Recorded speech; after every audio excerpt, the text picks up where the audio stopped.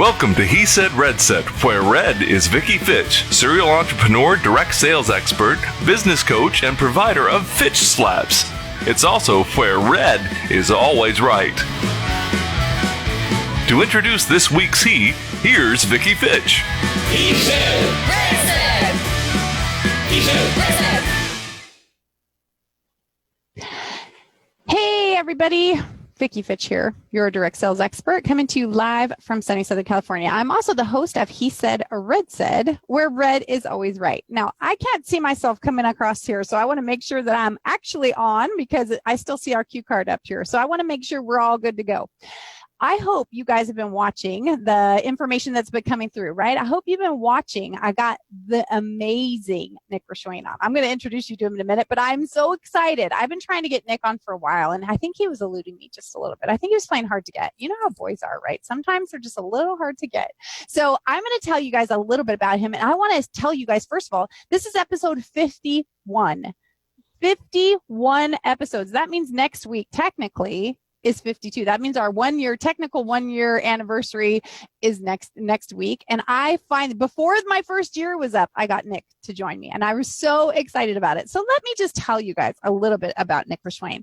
Okay. First of all, he is the Vice President of Client Relations and Development for experts.com. And if you guys were watching right before this, I did a little Periscope and Facebook Live called If Expert is a Dirty Word, Let Me Talk Dirty to You. And this is why, because Nick is a rock star, right? He actually is going to tell us a little bit about his business and how he helps people. He brings experts together and gives people information to make sure they can actually do court cases and different things with the right people and the right experts. And so he also has a podcast called Legal Tech Live, and he is a non-practicing attorney. He's a super live streamer. He's got all kinds of accolades that we can kind of tag on, but I am just really excited about having the Nick Rishwain on the broadcast. Nick, welcome. Thank you so much for being here. Thank you, Vicky. Thank you for having me. I don't know that I've eluded you. I don't think I chased you down. I think I said, anytime you want me to be on the show, I'll be on the show. Okay. Eluded might have been a little dramatic. I don't know. But, it is a show. I'm supposed to have fun with people. So just, play along. I will. I see Karen Campbell's in the house. Welcome, Karen. I appreciate you being here. If you guys are here, I'd love for you guys to put your name in the chat box and say hi to us. Say hi to Nick. Say hi to me. Let us know you're here. And do me a favor. Hit that share button, you guys. Make sure that you share this out. There is a lot of great information coming here today. Learning how to turn your expertise into cash is good. And there's Mr. Sam Gonzalez in the house. Thanks, Sam, for being here. Mia's in the house. You guys are awesome. Thank you so much again. So, Nick, this is the part of the broadcast where, we get to find out a little bit about you. I mean, I threw a little bio info, but you know how I am. I kind of dig around places and, we kind of have fun. So, I always have a question of the day. And so I picked one for you, kind of a little random one. And I just want to know which came first, the chicken or the egg, and why you believe that. The egg came first. Okay, why? Tell me why the egg came first. Well, there's no real accurate answer to this, is there? But I would say that the egg came first because the chicken had to grow from the egg. So that would be how I come to that conclusion. Right. It's a crazy question because it makes us all, it's like you can get into a consistent debate, right? About what came first, the chicken or the egg.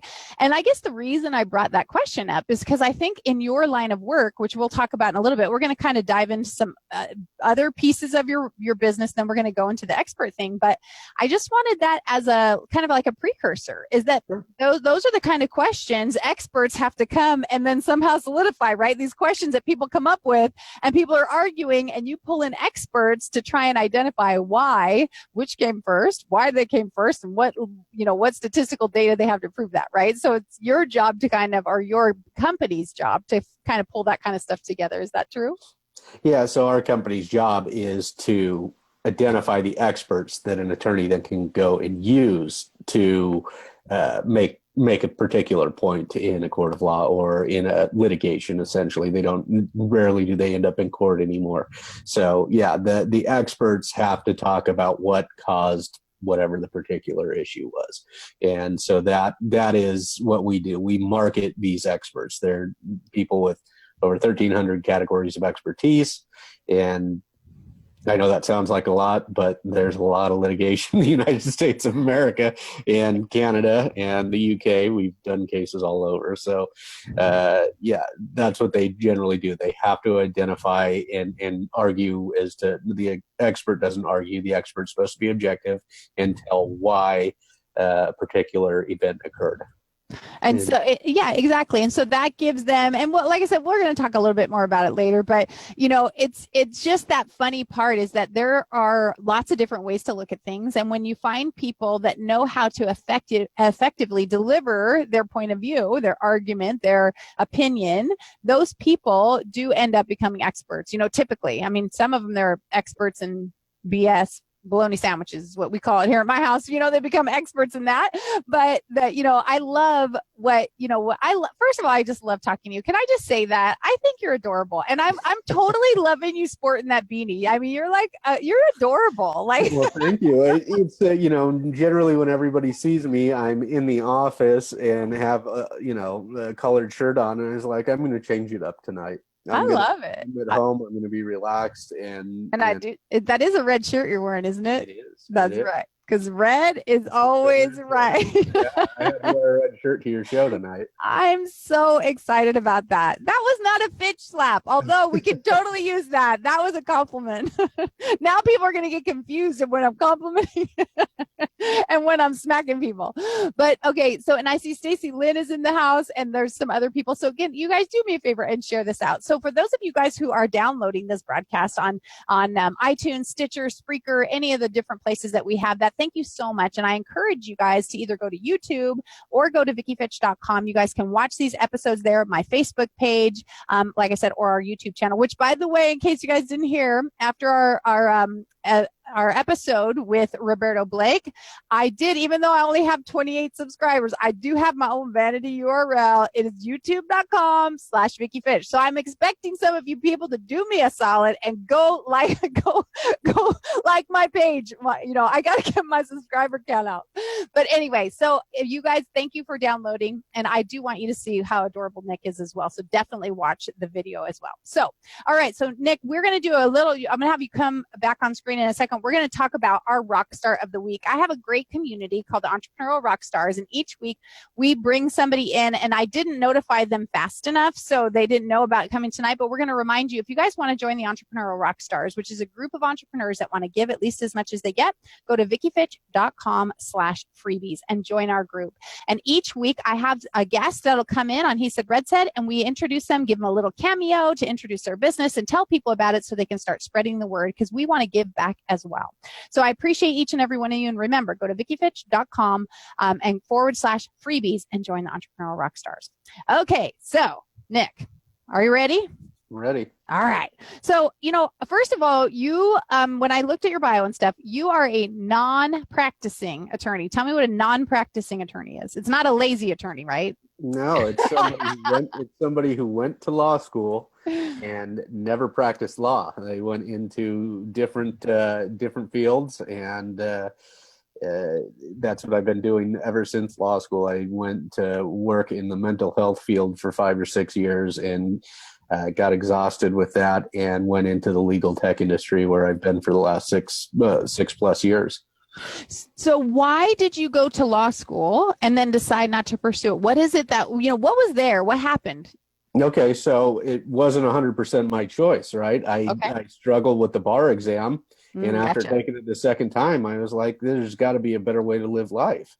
This Amen, can't, brother. I do not want to sit in a library for 3 more months trying to and go another $6,000 or $7,000 in debt. Sure. Make this thing happen. Let's do something else. I always knew that the education was of great value, is indispensable. And absolutely. I like the fact that I get to use that in something more tech related today. So. Well, that is what's really cool too. As a matter of fact, I don't know if you know Jim Keenan, but I had him on the show not too long ago, and he wrote a book called Not Taught. And inside the book, he talks about, which happens to be, I think, the quote that we tweeted out. I was telling you, we tweet out quotes from the show and stuff. And he was talking about, how you need to pursue things. It's not really the degrees that we need to pursue. I mean, it's really the knowledge. It's really the experience. I mean, let's face it, somebody like you're quite a live streamer, and we're so excited about that too. But live streaming, you can read a book all you want. You can try and pass a test on how far the camera is supposed to be and this and that. But you know what? It's different when you actually go and sit down like what we're doing right now, and to be able to rock an interview or to be able to do it. It's totally different. Book knowledge is not where it's all at. So, having the pieces up there, that's a good thing. But knowing where your strengths are and choosing not to do something, which it sounds like it wasn't a true passion of yours anyway. I mean, passion to understand and to help and to do things, but not to sit, like you said, behind a desk and study some more. It's like, okay, I can look that up when I need it. I don't have to know it all up here. It's just it's a rather exhausting, studying for the bar exam is an incredibly exhausting thing. It is a barrier to entry that does not test your legal knowledge. It's strictly a barrier to entry. And I was like, I don't want to live my life like this. I like people a little bit better than being stuck in the way I learn is by sticking myself in a room and studying. And this is it just was not for my lifestyle, not the way I wanted to live life. So I was really excited then when I got the opportunity to go into a company that allowed me to use the legal knowledge in essentially the tech sector. Well, and you also took it and you created a podcast, right? Your podcast is called Legal Tech Live. And so tell us a little bit about the podcast. Yeah, so it's a live video podcast. It's very niche stuff. It is not like many of the live video streamers that we know or that we kind of mutually know who will stream about lots of stuff. Our show with Ivan Rakelin, who's my co-host and co-founder, it's a very niche, and I do more live video, usually from the spectator side, than I do as the live video Legal Tech Live podcast. But we do about 2 shows a month right now. We're trying to get that up more consistently, but it's very niche, and it's just not for everybody. We talk to startups in the legal tech sector, people who are on the cutting edge, even brand new, and seeing what they're doing in the artificial intelligence, contract review, litigation management, e-discovery. There's some really exciting things happening in legal tech these days. And that's where the live video podcast came from. I knew I was using live video for experts.com.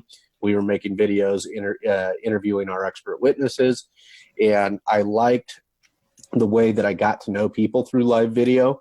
Then we all we met at places like Periscope or Summit Live, and that was really cool because all these people that we'd seen through live video for a short, for even a short time at that point, we were like, I really want to meet these people in real life. Isn't that the feeling you had? Did you get that feeling? Absolutely. I loved going to Summit. I'm really excited. Are you coming this year to LA? Yep. It's very close to my house. I'm very excited. And, I loved meeting some of the people and really connecting with them because but I didn't feel like a lot of people said, I was so nervous. I was like, I wasn't nervous. I felt like I knew every one of them already. Yeah. And I didn't have any nerves. I was like, running up and hugging. And it was just, I think live video has given us that, I think it's given us an intimacy that people think isn't there because you're on, a live stream, but it's not a TV screen. This is interactive. We get to see and talk and hear it. Even when you're on Periscope where they're only seeing you at the time, you can follow back and check them out. You have that opportunity, but the people that were both live streaming, receiving and, giving by watching and, consuming, those people all felt like they knew each other. And it's just, like I said, I think it's a blessing and super, super fun. Yeah, and I agree 100%. I experienced that in the Blab days. I experienced that in the early Periscope days. We did it with some of our, like I said, some of our expert witnesses, and actually help showcase their expertise and that they could talk like a human being, which was important, that they could communicate, that they could have a conversation. And because I loved the live video and the way that it allowed you to get to know people in such depth, it was just an easy thing for me then to, in my after hours, to also continue on to doing some live video, which wasn't significantly different than what I was doing and is really kind of tied to what I do with experts.com. The two are separate. Legal Tech Live is something I do on my own, but the two positions have essentially benefited both the company and my efforts with Legal Tech Live. So that's been kind of cool to have both be complementary that way. Well, and I hear that there's a big surprise, like there's an anniversary. Did I not hear that we are at your 1 year anniversary? Like you and I have kind of an anniversary thing going, and then, there's an anniversary. So we wanted to celebrate that with you. And we had a little graphic to just say happy anniversary to Legal Tech Live, because we're so excited for you, Nick. That's a wonderful thing. And, we don't realize that means that, that's around, I don't know, do you do it weekly or we do it about bi-weekly right now? Okay. Yeah, we do it about twice a month right now, just because of, I think the end of September was basically our 1 year. But because of scheduling, because I'm working full-time job, because my co-host is working full-time job, it seems that we're getting about 2 or 3. And my co-host has been abroad serving our country for the last 6 months. So it was like, I was juggling a lot of things, trying to keep the show going and get guests, and also do what I'm supposed to be doing for my business and for my company, and so it's been it was quite the effort to keep it going. So hopefully now that my co-host has returned stateside, we will get it back to a once a week thing, but it has been about a bi-weekly. So we get about 27, 28 episodes, something like that in the last year. Well, and that people don't realize that is effort. It takes time and energy. And, when you want to actually produce something that people want to watch, instead of, people just picking their nose and, whatever they're going to do on live stream, that, delivering content, finding valuable people that actually can communicate effectively. Because let's face it, we've, like you, especially when you're interviewing some of these people and they're like, right, mouth open, like I don't know, like, or they can't articulate what they're trying to say well. And so we have to find the right people that can communicate effectively, and that make entertaining or fun or just like have a lot of information. Those kind of guests are really important. Yeah, it's very important, and I have to say, for all my guests, both through experts.com and through Legal Tech Live, I haven't had one of those that's been really uncomfortable. I just haven't. Maybe that's because I like to talk a lot, and I just, maybe I take over if I feel like they're flailing, but I haven't had an experience where I felt like somebody was flailing. But, the thing with the live video aspect is if you're counting on a guest and they have to cancel at last minute, sure, that kind of throws off. And that is maybe a part of why we have about 6 months worth of episodes, or 26, I think, 26 or 26, something like that, episodes, is because on occasion they cancel, and I can't do every Saturday. And what we've been doing with a co-host who is abroad was doing it on Saturdays. So it takes effort, and consistency is key. And hopefully we can crank up our consistency to once a week. Well, that's wonderful. Well, like I said, we're really excited for you. Congratulations on your 1 year anniversary here. And I'll look forward to certainly catching some of those episodes and finding out what's going on. So we have, some different things that there are, we'll talk about your experts.com. And we have a quick little thing too because I didn't have an official Rockstar of the Week. My husband is actually, since he's a Legal Shield representative, I figured since legal, I'll just throw him on there. And, I tried to get him to be on here, but we won't talk about that because, the profit in their own home does not seem to have the same. But my husband Terry is with Legal Shield, and so if you guys, for business owners, you guys should totally have some kind of access. As Nick is talking to us about those different things that people need to have access to legal information. Now, he went to law school. If you don't want to spend the money to go to law school, you can have access for a really minimal monthly fee. But it also provides your will. A lot of people don't have their will done. A lot of people that are partnerships don't. They don't have the right agreements in place if something happens to one of the partners. And there's just so many different things that people need to have. And you also, I love what we're going to talk about later, which is about disrupting, things about how AI and technology is going to disrupt. Well, I think Legal Shield has done a lot of disrupting and the way they've come about, because let's face it, the playing field in the legal field itself has been really cattywampus. If you don't have money, then you're at a major disadvantage. And that is where, we need people to help set things straight. And that's, I feel like I've always been kind of an underdog protector, and trying to help people that are kind of like, I don't know what to do, and honestly, I don't know that that's what you do, but when I look at you, you're like such a teddy bear. That's what I think of you, Nick, is that you'll like go scoop up somebody to help them and guide them along and give them direction. That's just the way I see you. Oh, well, that's nice. I'm fine being seen that way. I prefer that these days. There's probably a day that I wanted to battle and litigate, but that's not the way I want to be seen today. So. Well, but I bet you want to battle and litigate when somebody's taking advantage of somebody. I bet get your dander up. Like you're like, no, you ain't gonna mess with my friends. yeah.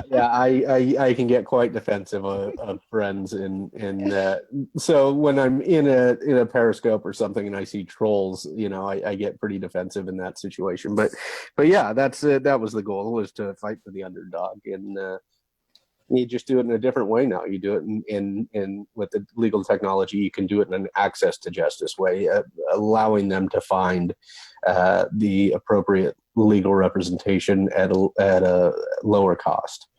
Yeah, and when we're at Summit, I'm going to be hiding behind Nick, going, "Yeah, you want to mess with me? You get Nick first. He's going to take you down."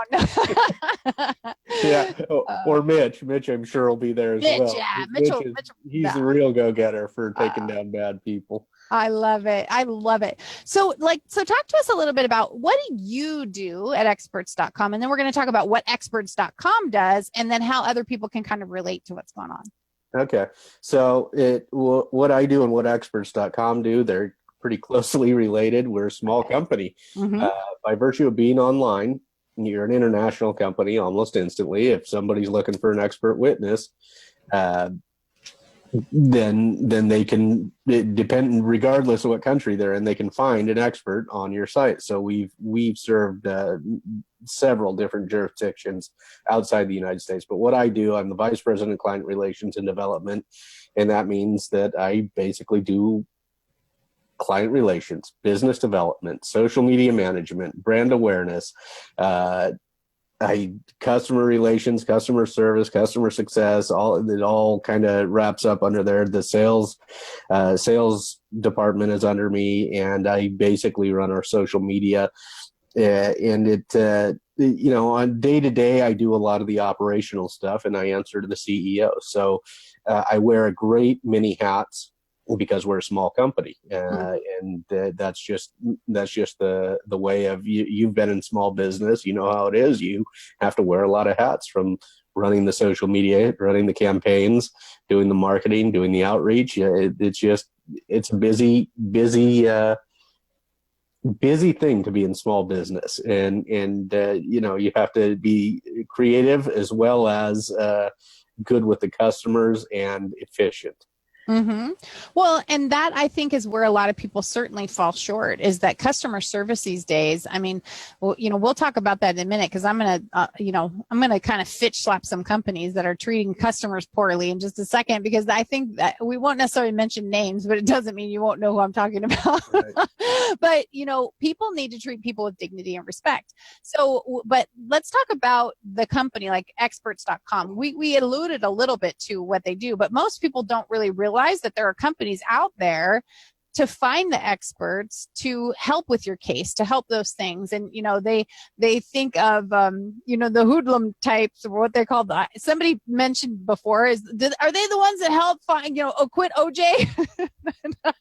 It's kind of like, well, their job is to find people that will say what those people need said. And so they have a listing. But so tell them a little bit more so they can understand, what does that mean? And how do people get, as a, what I guess, a reference for experts.com? Like, how would they get to be somebody that you would refer out? Yeah. So you touched on one of the items that is a common misconception, actually, that an attorney hires an expert to say whatever needs to be said. And that's just simply not the case. An expert shouldn't say whatever the attorney wants them to say. And I have to say this because if there's anybody potentially watching who's going to be an expert, do not start saying anything that an attorney pays you to say. Your credibility will be damaged very quickly. And before you know it, you'll be the next guy in the Los Angeles Times or the Tampa Bay Times who's being called out, and then you'll never work again as an expert witness. So that's a common misconception. The expert witness is supposed to objectively tell the court, they're supposed to help the trier of fact and objectively tell, which is a judge or a jury. That's the trier of fact. And they're supposed to help them come to an educated decision, or an informed decision, I should say, by their special expertise, whether it be a toxicologist or a DNA expert. These are ones that people are commonly used to. There's medical malpractice and those types of things. You may need a cardiologist. Another common thing that people are used to is the scissors being left in the patient after the surgery. You have to have somebody come in and say, and these things still happen, surprisingly, even though that's like the most common thought process of it, it's still occurring today. So these members, we find them several different ways. Generally, those who are our members are there, and there's a couple of different types of experts that people aren't aware of. There are those who have the expertise from practical application for years and years, and then there are others who have credentials, maybe combined with practical application. So you might have the cardiologist who's got all the degrees, got all the credentials, got all the experience as the chief of cardiology. And then you might have the construction worker who is, I'm watching Robert. Should I not be? No, he was just telling me that I was going on. So, in case I was scratching my nose or something. Oh, okay. So, you have a couple of these different ones. You may have the plumbing engineer who can design the entire building. That's somebody who's got the credentials, versus the plumber who has actually worked on these types of systems for 30 or 40 years. Both can be qualified as an expert witness. You don't have to just have credentials to do this. So that is also maybe one of those common misconceptions, but the most notable movie scene of it is from My Cousin Vinny, where he puts his girlfriend on the stand, and she has worked for years as a mechanic and knows everything about the 1967 or 1962. I don't even remember what car it was, but that is the practical expertise, and those two can be used in a court of law as an expert witness. So there's usually a couple of different types. Generally today, with areas of specialty being so specialized, or areas of expertise being so specialized, some credentials are generally looked at as you have to have it preliminarily in order to have the correct expertise. So to be an expert witness, you also have to be qualified by a court. The judge has to review your qualifications and then say, yeah, you're qualified to testify. That's how you become an expert witness.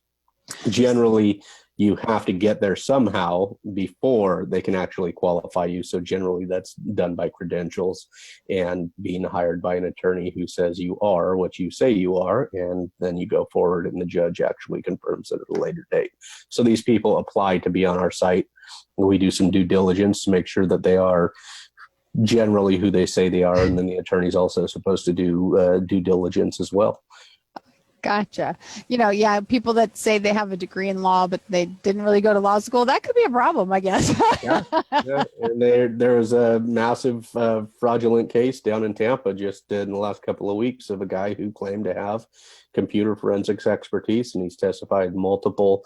The sad thing is these things affect people's lives. So when you go and you testify and you're not who you say you are, and you testify in defense of a child molester, and that person gets off, and then the courts find out that you have none of the expertise that you said you had and none of the education that you said you have, and this gentleman in fact got arrested, and he's facing some serious. So there are on occasion, about once a year, I'll see, this is the worst one I've seen in 6 years with experts.com. This is the worst case of fraudulent expert witness I've seen. So, but you guys didn't, it wasn't your witness, right? Yeah. No. I was like, because that would not be good for you either. No. And I see Roberto Blake just joined us. Now, Roberto, I see he says it's past his bedtime, but I have to say that, Roberto is quite an expert in YouTube, and he was a wonderful guest. And so we're really excited to have him here. And yes, Stacy Lynn says that we should Fitch slap that guy for sure. That's where we should totally use the Fitch slap on these people that are trying to pretend they're something they're not. And I think we've seen that. Thank you, Rob. I think we have seen that in the live streaming arenas, right? As we kind of add on a little piece, because let's talk about what an expert really is, because there is a lot of a lot of people that talk about being an expert. And one of the funniest things is like somebody that's 14 and says they're an expert life coach, and you're like, yeah, because you got so much experience and you can read a book to become a life coach. I mean, yeah, it's comical is what it is. Now, I'm not saying he can't help an 8-year-old with their life choices, right. But, it's just so funny. So, there's a lot of people in live streaming, because I'm going to dig a little and make fun of some of the people that do call themselves experts and make the rest of us that really are experts in a certain area look, have to be under scrutiny, I guess you could say. So what do you think about the experts that you see in live streaming not complaining, claiming to be all that in a bag of chips? Well, this is just, it's throughout social media. It's not just live streaming. There's somebody who claims to be an expert, and I don't know if that's just their way to sell their social media skills to somebody who doesn't have it, but it's hard to be an expert in this area. Sure. There's a couple, right? I mean, there's a few who are like Professor Nicholas Muir from Chapman University. Now, this is a guy who's got a PhD in media or some media and news or something like that. On top of, he plays with all of these items. He, so he's playing with Snapchat. He's on Instagram. He's on live video. He's on Facebook. It's a really hard area to claim expertise in. I get it if you claim expertise in one particular platform, that might work for me. But to say that you're a social media expert, I don't buy it, because there's just too much changing from day to day. From moment to moment, right? I mean, seriously, in one day we could have 3 new apps or adjustments to this and a change to that. And so, I agree. I think that it's really tough to call yourself an expert in social media. But like you said, you can plug yourself into a certain one of those platforms that you can really have dived into. Yeah, and I think that goes back then to the live video, and what we see in live video or live streaming is the same thing. I mean, I'm not calling myself an expert in live video. You're probably more of an expert in live video. You've got the lighting on you. You've got Robert helping you in the background. You've got a team of people. Sure. You've got these things that make it much more professional. I'm sitting here with this rug in my background and a white wall on this side, and this is how this is how I do some of my interviews too. It's just like, look, I am looking for the content more for the audio than I am for the visual. And I don't bring the beautiful red hair. In fact, I don't have any hair to bring to the show. So you're handsome, though. You are one handsome man, Nick. You're one handsome man. You're too kind. You're too kind. So I think it's too early in live video to claim expertise in live video. I think there are some people who I would admit do have some expertise in live video. Sure. I think somebody like Brian Fanzo, who's in it constantly, doing it with multiple different devices, Rob Hicks is in the background oftentimes, but he's been in the live video arena just about as long as we have, and I've heard the name so many times, and just happy to meet him today. But he knows more of the technical aspects. I know how to press and go live, and I know how to be comfortable on screen. But, I'm not going to claim that I'm an expert in it. Could I help somebody who doesn't know how to go live? Yeah, I can help them with that.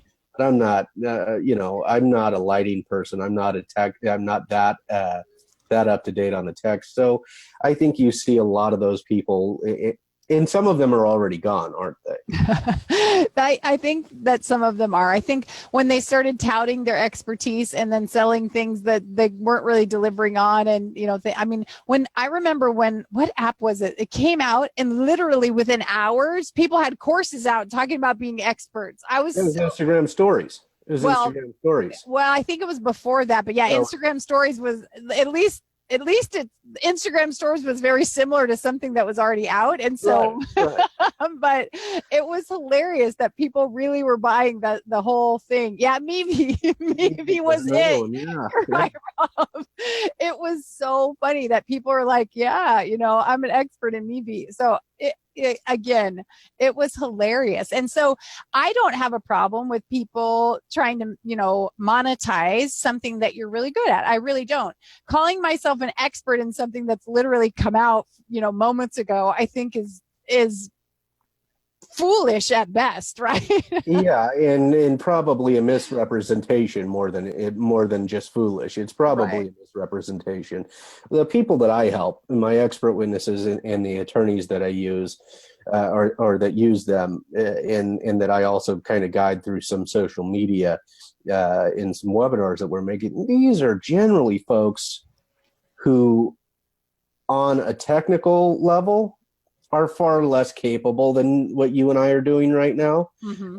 And they probably don't know anything about Snapchat or don't know how to make the Facebook page because this is not their area. Sure. So to them, I might know what I'm talking about, and I feel like I know what I'm talking about a little, but I'm not an expert.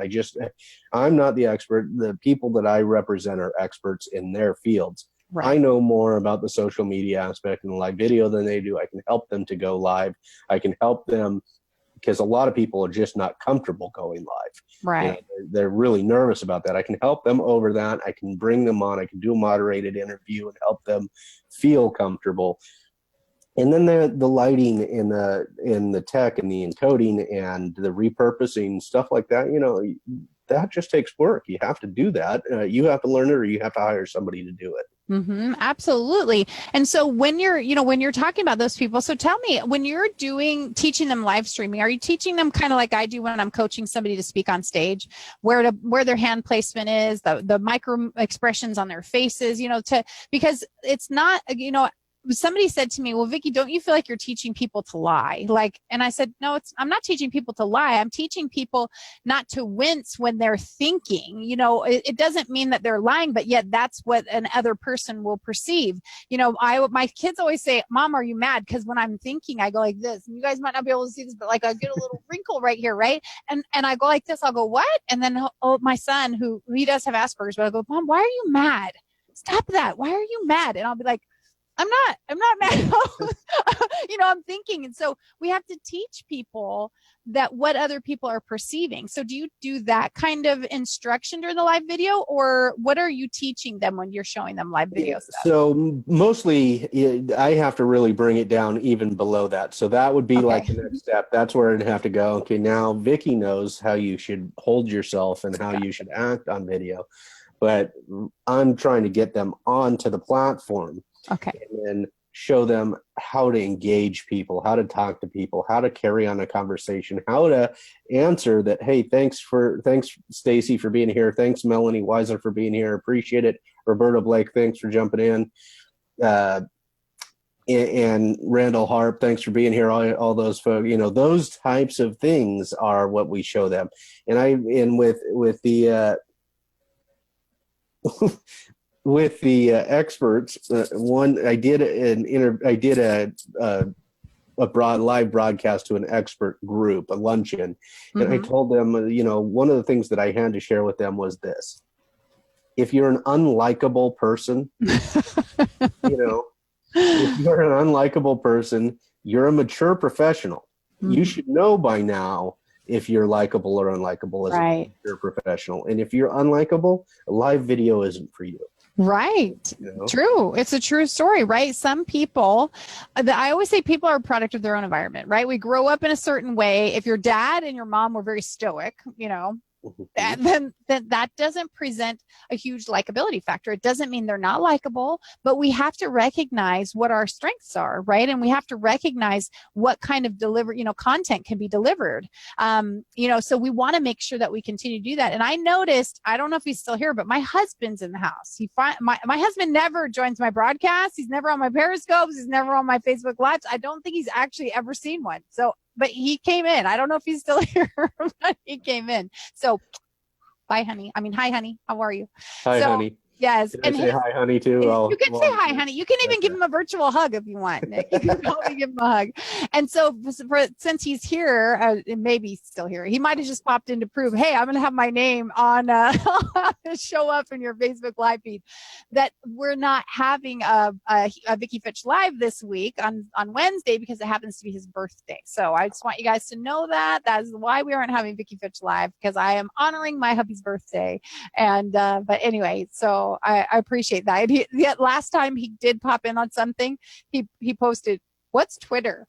Like he was kidding, but I was like, oh, he's pushing the knife in, right? Oh, that's right. And that's what I'm dealing with oftentimes when I'm talking with an expert. When these people, because these are mature professionals. Right. People have been doing 30, 40 years, and they're generally above 50 years of age, and they have not been born with this stuff. So those are the folks that we're usually working with and trying to bring them into the digital age, and it can be difficult. And the same is said for the lawyers. Lawyers have been very difficult to our mutual friend Mitch Jackson. Is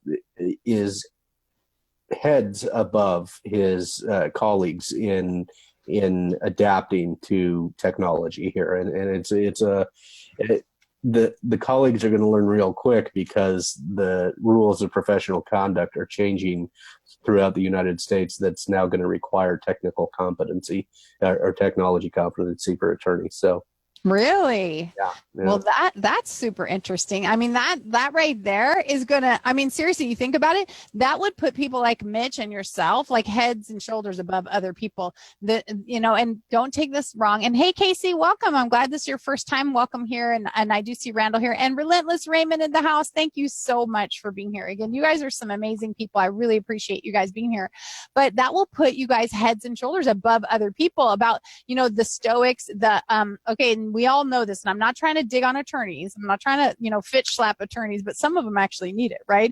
Is that they act like they are so cool. Okay. I'm going to be honest and tell you what I think. I think that they are hiding behind their insecurities with their false sense of security, and they posture, right? And they peacock up, and those people don't feel comfortable, or they don't feel comfortable. The meek, the shyer people will feel, gravitate a little bit because there's somebody to look for, but the general public doesn't, they don't respond that well to that. And so that will start to change then the dynamics of who's certainly, who's where in the hierarchy, I guess you could say. Yeah, and it's not just the peacocking it's not just that. The one thing the general public doesn't understand is the study of the law and how it really kind of rewires your brain to look for the important facts. So if somebody's droning on and on, when you notice somebody's droning on and on, the attorney noticed that 10 minutes ago and have just tuned out of it because we have not gotten to a fact that's pertinent to this conversation in a long time. Right. And that can make us very standoffish, or practicing attorneys very standoffish, because they really have to get down to what is the important facts of a matter, and we're taught to do that. So you read all this stuff, and then only this much of that is really important, the important fact. So then when you start having conversations with your loved ones or your friends or your family, and you're tuned out, it's because we're not getting to any facts that are really important, and you're sort of droning on and on. And Okay. that can come off as I'm being aloof, or I'm to tell you right now, like my face starts like twisting up because that is such a guy thing. It is such a guy thing. I'm serious, Nick. Like my husband will do this sometime. He'll go like, hurry. And I'll be like, oh, don't you dare do that to me.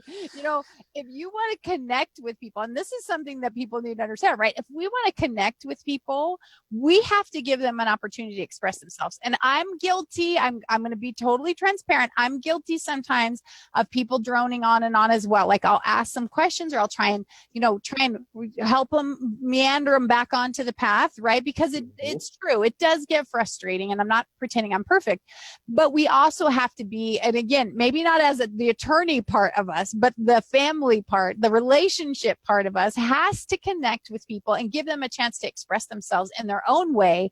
Otherwise, they feel devalued. They don't feel appreciated. And, again, I think live streaming has given us the ability to really connect with people, with this kind of, conversation. And like I said, because I got to tell you, that one gets my dander up. Like, you have hot buttons, like you go, yeah. Ooh. And then you take and you add 3 years or 4 years of education to that to eliminate. So then they're even worse. It's like activating it exponentially. Stacy asked a question. I don't know if you want to answer. Feel free. Go ahead. What it's is your it? show. You go ahead. You can do whatever you want. No, I'm just kidding. Go ahead. What is it about attorneys that make many of them become crime fiction novelists? And I think that's because they've dealt with a lot of crimes. If you're a criminal defense attorney or prosecutor, I think they've dealt with a great number of crimes and can make it kind of interesting. I think that's all it is, Stacy. And I think that I think it starts to give people an opportunity to look at things differently, right? It's like when we have all the ugliness in the world, when we have situations that come and we don't want to process those, we don't want to let them in. That we have, I'm kind of a softie. I may be tough on the outside. My mama used to call me a rough, tough cream puff, right? Like on the outside, I'm a pretty tough woman. I'm strong, but inside, I'm such a marshmallow. Like people can really get in and they can really hurt my feelings. I mean, it's true. I'm not going to be, I don't let everybody in, but if you're in, you do have, I'm very tender. So you have to be careful. So we have to really, we have to protect how we deliver information, because when we as experts, or we as business people, or we as people that are trying to drive, people to be the best they can be, we have a lot of power with our words. And if we use the wrong word choices, we can really, deter someone from doing something they might be really good at versus encourage them to do. And I have seen a lot of attorney parents, sad to say, a lot of them are actually women that they do put that tough exterior on, and they start kind of railroading their kids a little bit and not giving them grace and not teaching them that there's a lot of mercy to be had, that you don't have to treat it like a courtroom where we got to rip people to shreds and make sure we got that, we got all the information there. And I think we have to be really careful of that. Well, they get really used to addressing facts and not really used to addressing emotions. Well, that can affect, so your kids, your family, and what your kids are going through and what they're growing with aren't just facts, but they can identify the facts and say, no, I've seen how this plays out in 13 different family law incidents. I know where you're going. Stay away from it. That doesn't allow the kid to make the mistake themselves, right? Right. I've seen this exact type of person 14, 15 times. Stay away. Do not date that person. Doesn't allow the child to make the mistake themselves. So it's that fact specific and not allowing for the emotions to play as big of a role. I think that's a lot of what it is. I have some experience with that from a parental role as well. Not I don't have any children, but my father was an attorney. Oh, gotcha. So as a product of your own environment too, then you knew you already had to live through that, right? You had to live through. And I think there is some benefit to let's cut through the crap, because I know you're full of it. I know you're lying, where certain parents will let things, oh, what Joey said, it's like, and the rest of the world's going, are you kidding me? Yeah.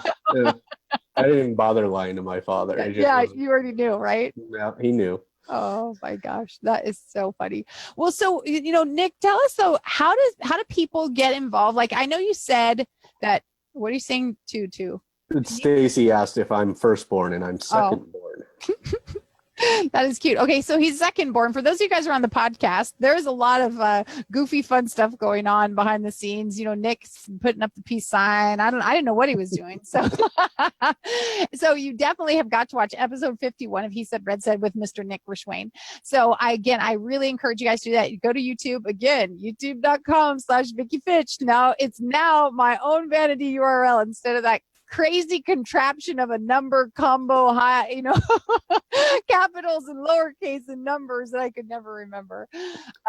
So, Nick, so if somebody here, let's say they were a ballistics expert or something, or maybe they hadn't been notified that of the court yet. How would someone approach your company? How would somebody get involved as an expert for your company? What would they do, or how would they approach that? Like you said, if you have to get verified by the court before you can actually do it, it's like a chicken and the egg kind of thing. Mm-hmm. What do you do? How do you get in?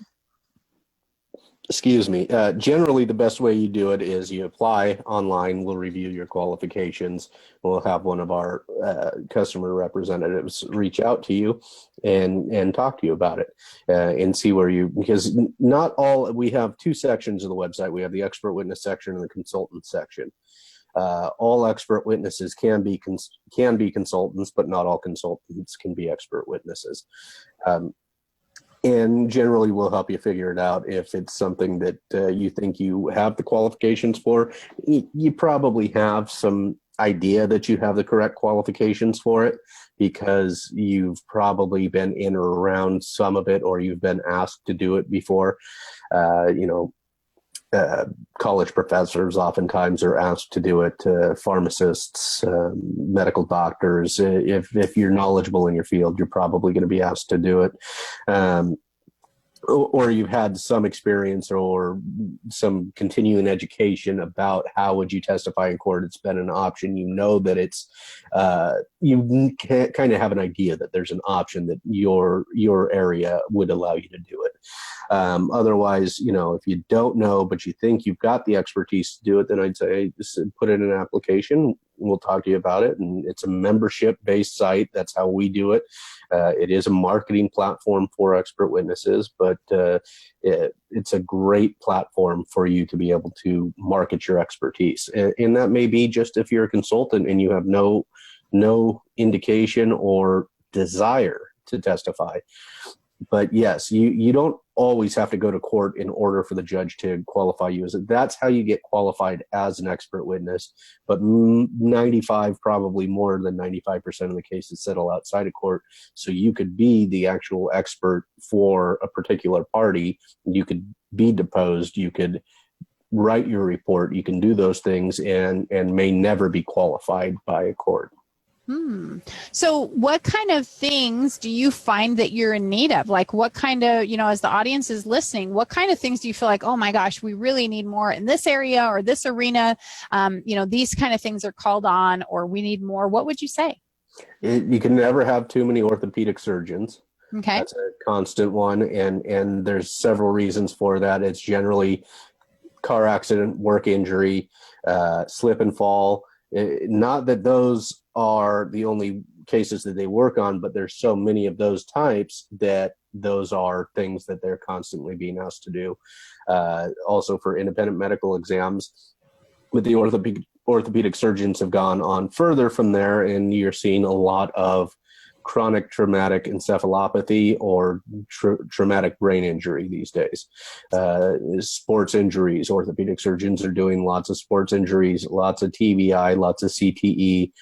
For those who are unfamiliar, the CTE and the TBI are what you'll see in the movie Concussion.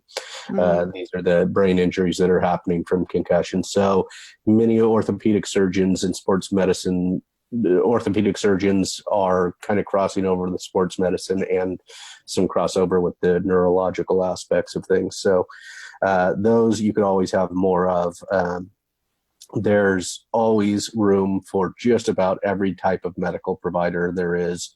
And engineering, strangely enough, what we're seeing more of, we have somebody who is now a professor of social media and SEO. We've had SEO people in the past.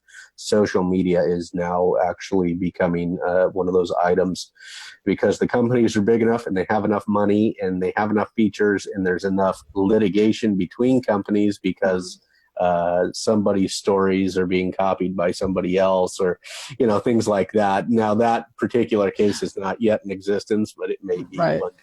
Right. But you are now seeing more in the technical, anything technical, technology based is gonna be big. Patent infringement, things like that. Okay. And so how is the compensation determined for the experts? Like how does that happen? And then you also mentioned that it was a membership site. Did people pay you membership fees? Is that how that part works? And so talk to us about the money. Tell us about the money. Show me the money.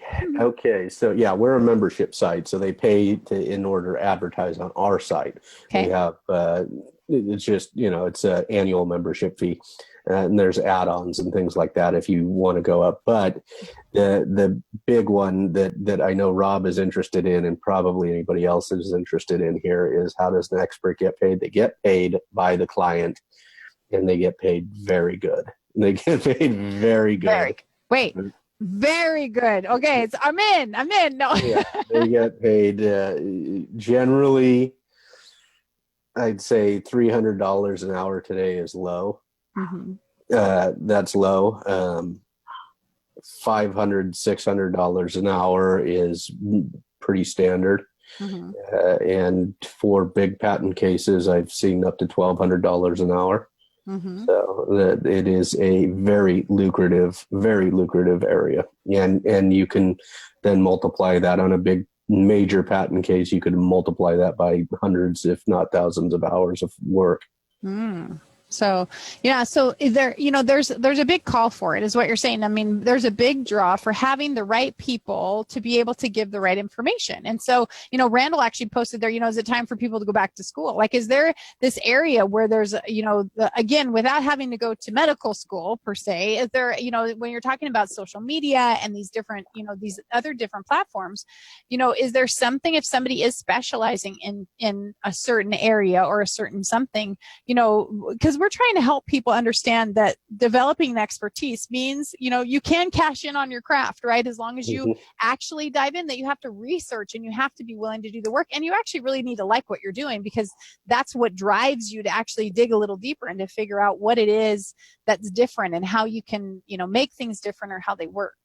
Yeah. So is it time to go back to school? It depends on if you want to do that, because you have to go through 4 years of medical school and then like 4 years of residency and then another year or two of your specialty. And by the time you get to charge $500-$600 an hour, you're going to be 95 years old and in $300,000 in debt. I think they meant other than the medical field. What fields other than getting another 12 years of school in real quick?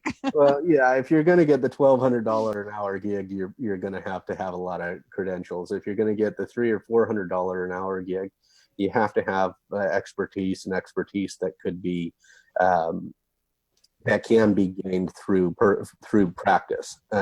So, like I said, when we started, if you're the plumber who has 30 or 40 years or even 15 or 20 years of experience doing a particular type of HVAC or particular type of plumbing issue, and you've got that hands-on expertise, you may be the preferable person to the plumbing engineer who has that same expertise. We have a gentleman on our site who came into our office to sell us insurance, but he also had over 10 or 12,000 hours of parachuting time when he was with the U.S. Army.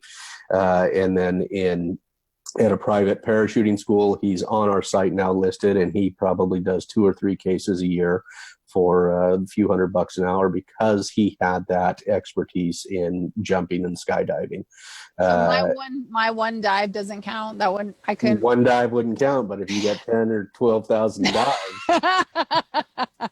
All right. All right. So I won't try and apply for that position. I'll try and see if I have some expertise in the area. Yeah. But there's all sorts of business areas of expertise, and direct sales may very well come up in areas of breach of contract or tortious interference with a contract. That's always a fun one. It doesn't come up as much as it should, but if a sales community of salespeople or an outsourced sales department was supposed to do something that they didn't do, and they didn't, then maybe you would come in and you would testify as to what is custom in the industry, and did they fall below the standard that they promised in the contract, and so forth.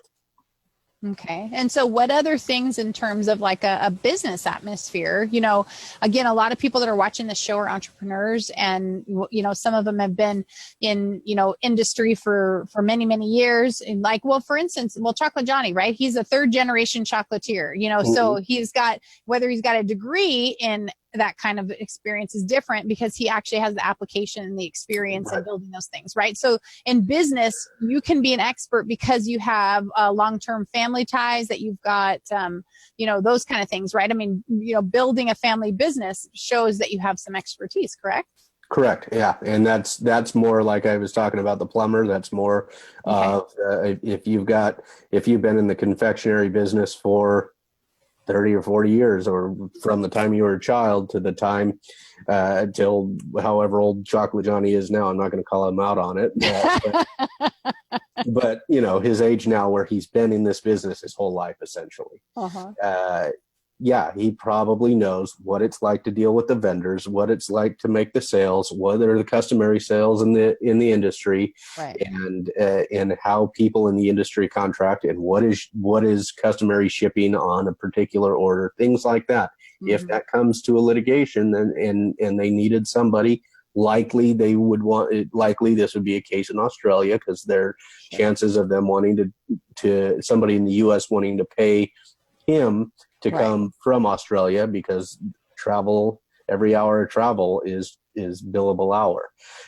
So if you just in case you need to send me to Europe or to Australia, I just want you to know I am available, and I will give a discounted rate for the travel time. I'm just saying. That's right. And travel is generally a discounted rate, but not always. So, but if that type of a case came up and there was a major manufacturer like a Hershey or somebody like that, and they were looking for an expert, and then somebody like Chocolate Johnny very well could be, although the other side would probably say, look, he's never worked in the massive industry like Hershey has, So, but it's generally that kind of a debate over whether or not the person is qualified, and he probably would be qualified depending on the facts. I love it. Because I know I'm just forgetting about the audience. We're just kind of diving into this personal conversation, but you make it so easy, Nick, because you're just so personable, and you're so friendly, and you're so, you're so easy to talk to. Thank you. You're welcome. Have you found that that live streaming and doing this kind of stuff has changed your business or changed you as a person? Yeah. Hello, Adam. I just saw that you popped in. Thanks for coming, Adam. Good to see you. Has live streaming changed me as a person or my business? No, I think they've allowed me to be the person that I think I probably was. Working in the mental health field was not for me. I had no training in that. I was doing legal. I was taking care of finances for people and being a guardian, and I was ill prepared and had no desire to do that. Not that I think it's bad work, because I think it's necessary work, but it wasn't for me. So this has allowed me to use the legal education the way that I'm comfortable using it, without having to actually practice law and do it from more of a techie side point, or techie point of view, or sort of a techie point of view, somewhere in between a techie and a non-techie. And then this is live video has just been kind of fun for me. It just kind of reinvigorated my desire to do to bring this in and try and bring professionals who are uncomfortable with this type of thing into the fold on live video and social media. Well, and again, like I said, you're such a lovely person. You're so fun to be around. Like I said, I feel like you're just my big brother. We can just hang out and chit chat. And I love hearing about what's going on with your business and your life. It's just so fun. Well, we're going to talk just really quick and talk about, because we're going to talk about live streaming. We're about to go into your AI thing and, the whole kind of a topic that you really enjoy. And so you guys know about live streaming that Archon Mounts is one of our sponsors, and they do such a fantastic job in the live streaming community of providing gear and stuff for us. You guys know we just finished a 6-week contest. We had the winner announced the other day. And so right now, though, up through October 31st, you guys can go to archon.com and you can get a 20% discount by using the code FitchSlap and any order that you place. Now, you guys know I use the TW Broadcaster for my dual streaming for Periscope and Facebook Live at the same time. I also use the RVTRIXL, I think it is, the 11-inch mount there. I use that every day. There's so many great things at Archon Mount. So if you guys are trying to, really level up your business and you're trying to make your live streaming or even your Snapchats and stuff like that, you want to use the right gear. And this gear really is a solid gear, and they do a great job in the community. Anytime we have a complaint or an issue with something, they modify it, change it, or tweak it for us. So I encourage you guys to check out archon.com. And again, if you guys need some items, they have a great, there's that 3-prong thing they have for car charging is a 3.1 amp. It is amazing. It charges my stuff so fast. It's really awesome. So anyway, check it out, guys. Archon.com, use the code FitchSlap. So let's get back to Mr. Nick Rishwain.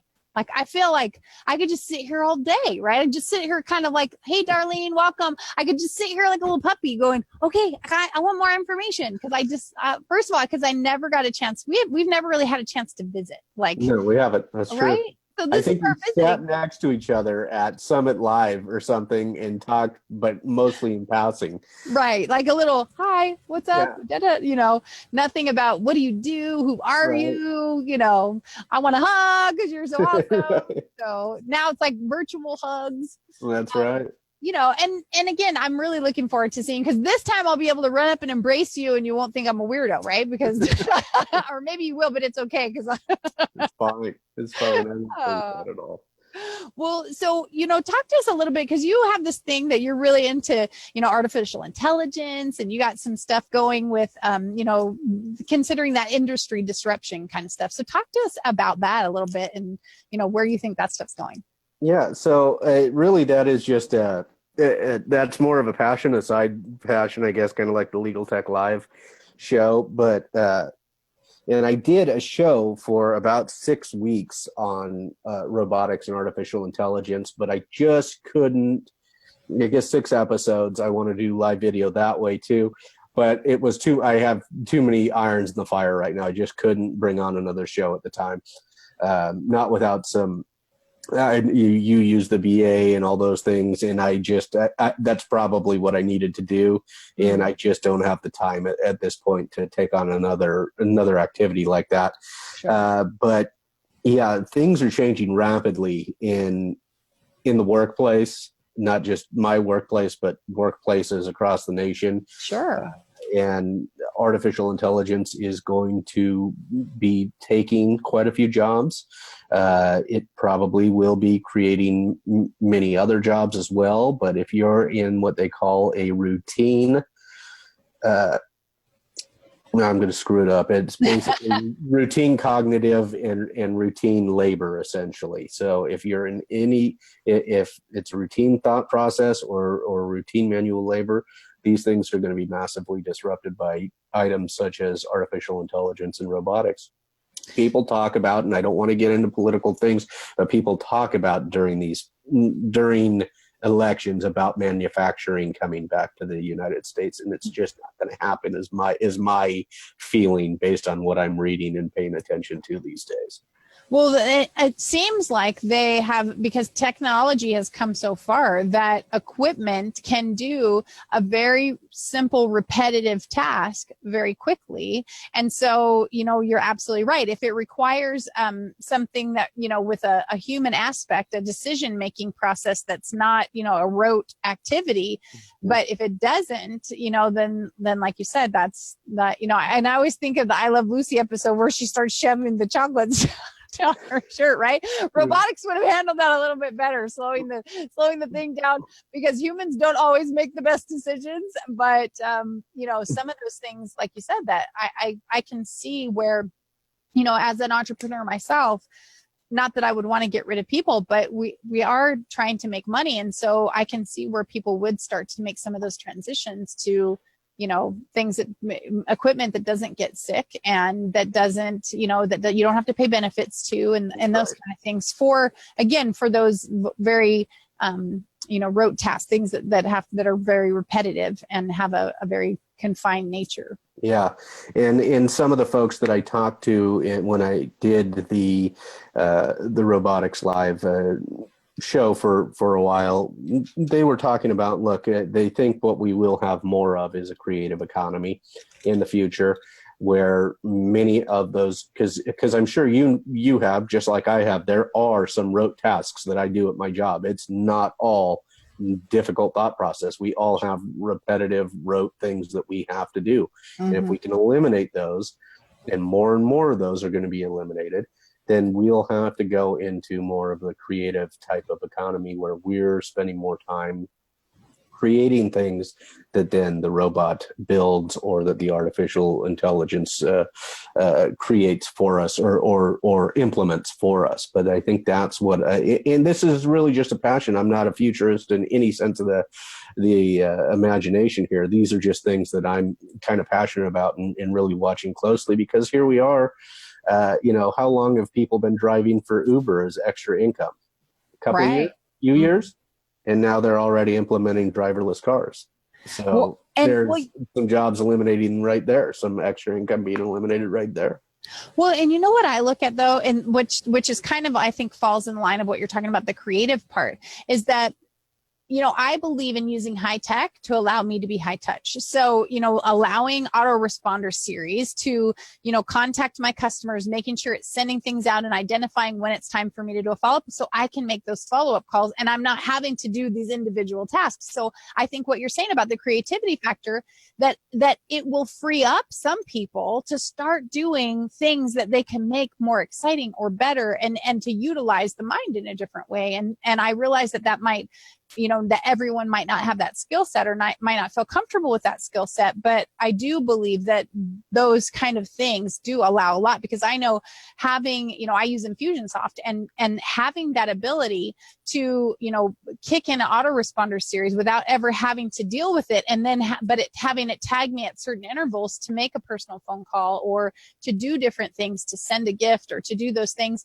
allows me more time, because I have so many clients, I couldn't do all of those things without having some technology behind it. And so, again, if we don't allow technology to make us lazy, but make us more creative, and to utilize our skill set in a different way, I think that it can make us, even a more exciting thing, and not become, a civilization of robotics where people are just, kind of lazy and that kind of stuff. Yeah. And I think that's what I'd like to see.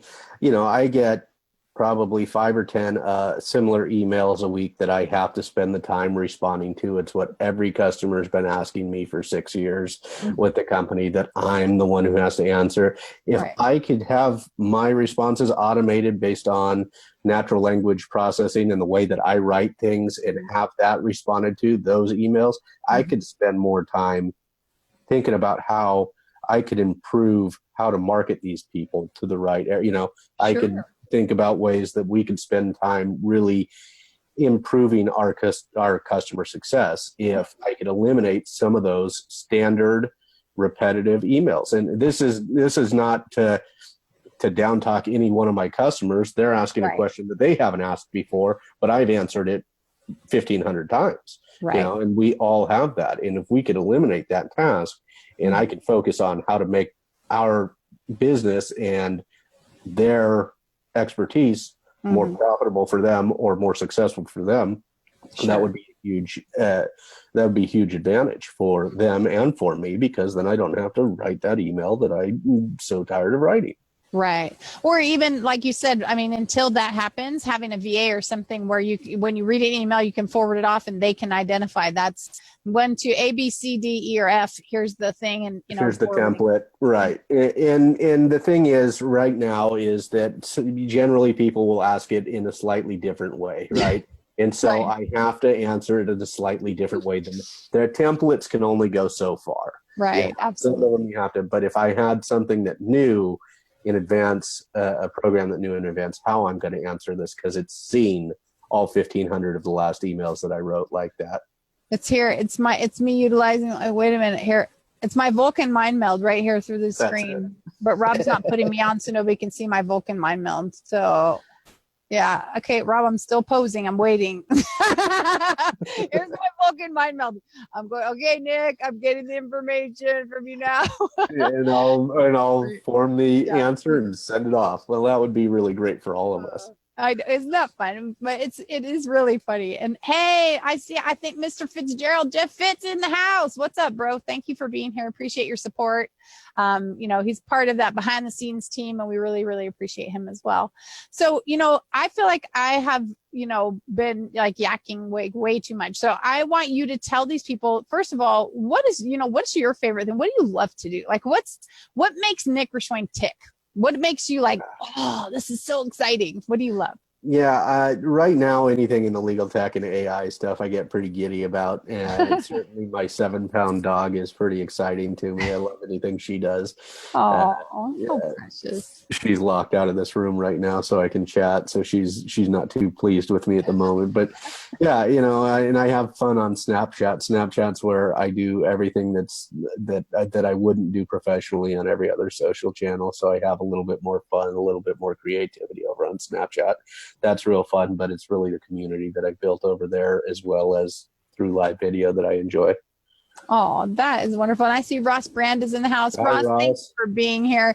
If you guys don't know Ross Brand, he is one of the most giving people in the live streaming community. I mean, he has Live Stream Universe. He continually puts out content and shares all of our content out, letting people know each week what things are going on. I mean, honestly, like kudos to you. If you're not following Ross Brand, you got to get connected with him as well. And I tried to get Ross here on the show. One of these days, he's eluding me too. I'm feeling he's a bit aloof these days. No, he'll be on the show soon. He's just very, very busy man. But there's so much here. If you guys aren't connecting with these people, you've got to connect. And Nick, we have, and in a couple of minutes, we have your show card coming up that has all your social media platforms on it so people can connect with you. But what's your favorite way for people to connect with you? And it sounds like for sure I'm going to have to start following you on Snapchat and seeing what kind of behind the scenes stuff I can see about Mr. Nick Rishwain. Yeah, and I don't share the Snapchat handle here. It's I don't follow back any of my customers or anything like that on it. I want to have a place where I can play, Just be yourself. So does that mean I'm not allowed or no, you're allowed. Okay, all right, just checking. But, any customers, I don't have them. I don't follow them back, and I'll ignore them if they follow me there. I got privileges, people. Yeah. Just saying. And I do want to say thank you, Ross, for all your help. You're fantastic, and you really are an asset to the live video community. He's awesome. Yeah. And the best ways to get a hold of me are at experts.com VP, all spelled out, one long one. That's for professional stuff for the office.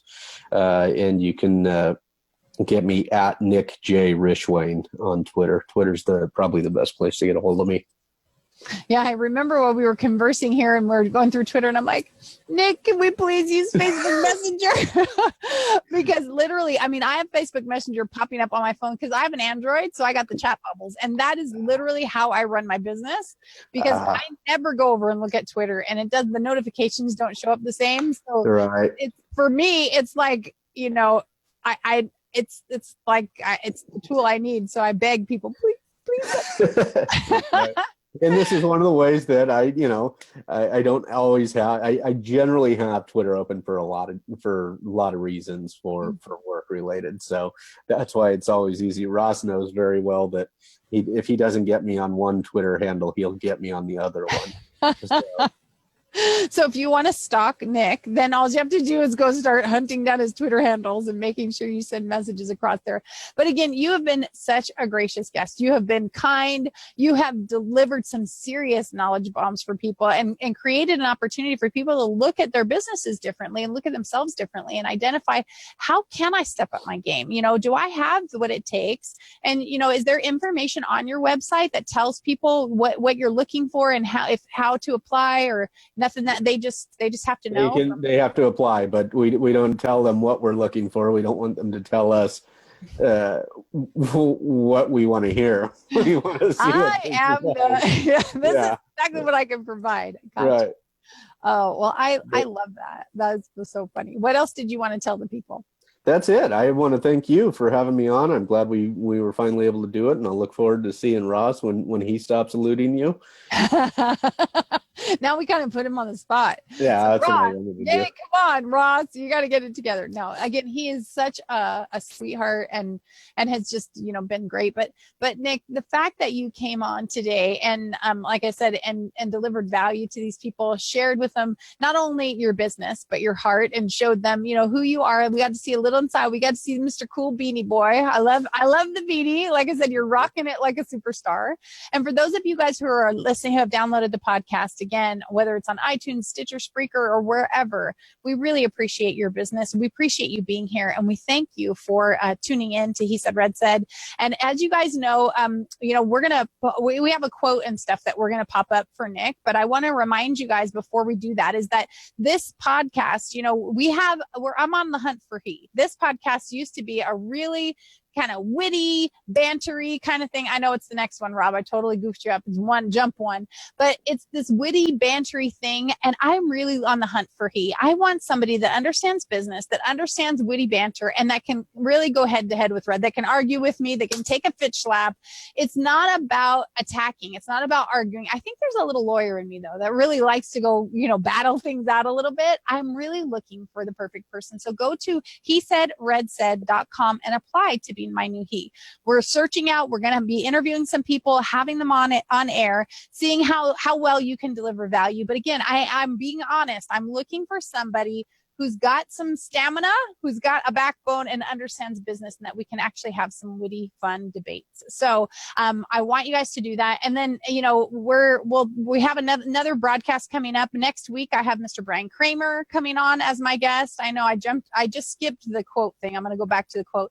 Brian Kramer is a CEO. He's a TED Talk speaker, a best-selling author. He's an amazing guy. If you guys have not seen Brian, he did this great interview the other day we're going to talk about. So I hope that you guys will be here next Monday. I told you guys on Wednesday we won't be here this week because it's my husband's birthday. But the following week, I have Adam Nally, Mr. Doc Muscles, on as my guest as well. And if you guys don't know him, I call him the Chatbox King because he is hilarious. He's just hilarious. So anyway, he is going to kind of wow you with his sense of humor. He's a obesity specialist, a ketogenic diet specialist. He's also a podcaster and a doctor. The man is funny. He's smart, and he's the full package. So you guys are in for some really great treats that are coming up. So as I go back now, I want to go back to my guest today, Mr. Nick Rishwain. And am I saying your last name right? Is it Rishwain? Yeah, Rishwain. Yep. Rishwain. So very simple. It just looks hard. Yeah. But, Nick, you shared a quote with us I always ask for a favorite quote, and you shared a quote with us. And so your quote was, pop it up on the screen because it made me crack up. And we were debating earlier whether or not. And the person who made the quote is actually in the room. I see Chris Bear's in the room. Is it Chris Bear? You're in the room. Inspirational quote yourself. That was funny. So when you sent that over, and I thought that is so cute. And, somebody else said, that kind of sounded like you're saying, kind of being a little obnoxious, a little obnoxious. But, and so Chris, since you're in the house, why don't you tell us about that? Pop in the chat box and tell us about the inspirational quote yourself. I think there is maybe just, I'm going to speak for Chris a little bit. I think there is a little bit of kiss off with it, but more fed up with the constant inspirational quotes that are posted on social media. And it just so happened that Chris started the inspirational quote yourself movement And that really stuck with me because on occasion on Wednesday Wisdom, I would just tweet out something by myself just to see if anybody was paying attention. Nobody's paying attention. So I was like, oh, great. So you can inspiration somebody else. Chris happened to be one other person who thought that, yeah, I'll inspirational quote myself. And he came up with a shirt for it. Oh, that's awesome. I need one of those shirts, Chris. I need one of those shirts. I think that's fantastic. I have a lot of my own quotes that I've come up with. And, I believe, it's not because it's about, some people say, oh, when you're quoting yourself, you think you're so cool. I don't think so. I just think sometimes we do say things that really resonate with others and that we should share it. And that's where inspirational quotes come from. Somebody says something. It's not like you had a committee formed and decided you were going to come up with something. Just sometimes, nuggets of wisdom come out of your mouth, or they get refined over time. And then, people go, oh, that's just really good. And I love it. I think it's great. I think there are some quotes that are so overused that it gets boring, right? and Chris says in the chat, he says, quote yourself, not some dead person or another expert. So, kind of come up with your own thing.